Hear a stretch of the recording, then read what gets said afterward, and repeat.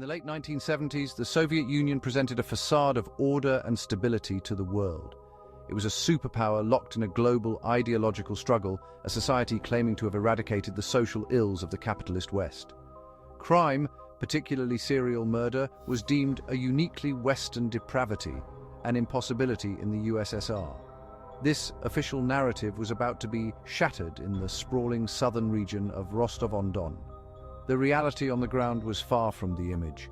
The Brezhnev era was marked by stagnation, a slow decay that permeated the state, including its law enforcement.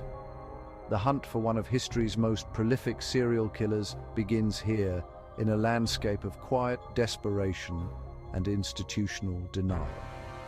From 1978 onwards, in towns and rural communities across Rostov Oblast, people began to vanish. These were not seen as connected crimes, lost in the bureaucratic machinery of regional policing, each a separate file on a cluttered desk. To understand the 12-year delay, one must first understand the structure of Soviet law enforcement, a rigid, hierarchical, and deeply politicized apparatus. Jurisdiction was strictly local. This fragmentation created invisible walls the killer could slip through. MVD investigators often had their work scrutinized, sometimes obstructed, by prosecutors with different priorities. Forensic capabilities were primitive. There was no national database for fingerprints or criminal records accessible quickly. The timeline begins on December 22, 1978. In the town of Shakhty, a 9-year-old Lena Zakotnova left home. She never returned. The autopsy revealed a brutal murder. Investigators were stunned by the ferocity. The investigation confined to Shakhty. Fixation fell on one suspect, Alexander Kravchenko. Under pressure, he confessed. The system's first critical failure, choosing the simplest resolution over a thornier truth. The real killer remained at large. This period of calm was shattered in the summer of 1981. The body of 17-year-old Larisa Tkachenko was found near a bus stop. Her file was opened miles away from Shakhty. In the fragmented world of Soviet policing, the two incidents were separated by an administrative chasm.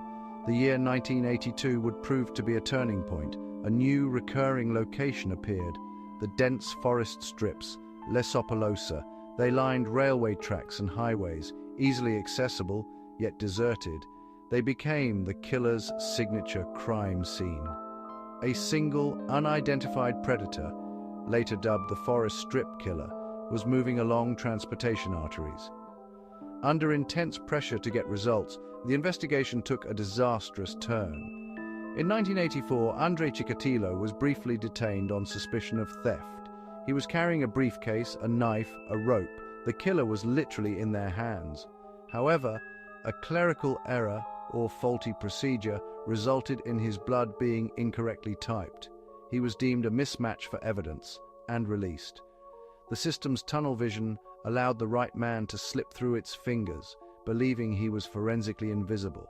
By 1984, the Ministry of Internal Affairs initiated a massive police action codenamed Operation Forest Strip. Their orders were to patrol the railway lines, bus routes, and forest strips, hoping to intimidate the killer or catch him in the act. The operation was unsustainable. After several months with no new murders, the authorities declared success and withdrew the troops. It was a grave miscalculation. As soon as the pressure was off, the killings resumed. In 1985, Moscow intervened, sidelining local leaders and dispatching a new team under a unified command. Leading the effort was Detective Isa Kostoyev, an incorruptible outsider from the Procurator General's office.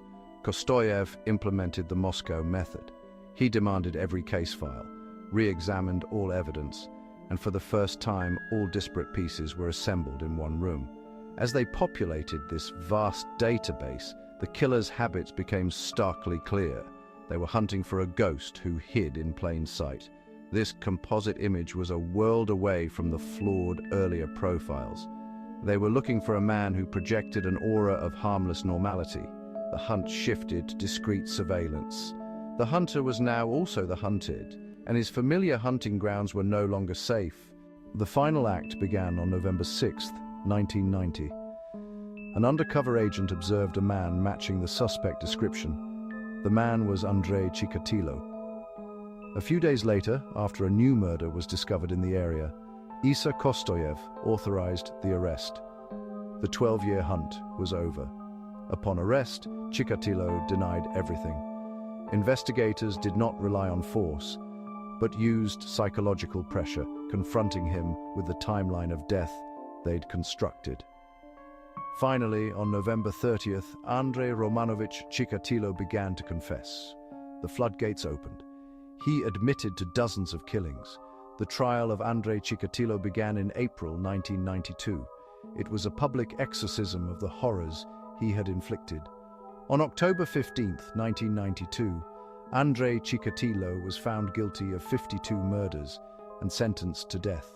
The case served as a brutal lesson, highlighting the desperate need for procedural reform and centralized command in post-Soviet Russia.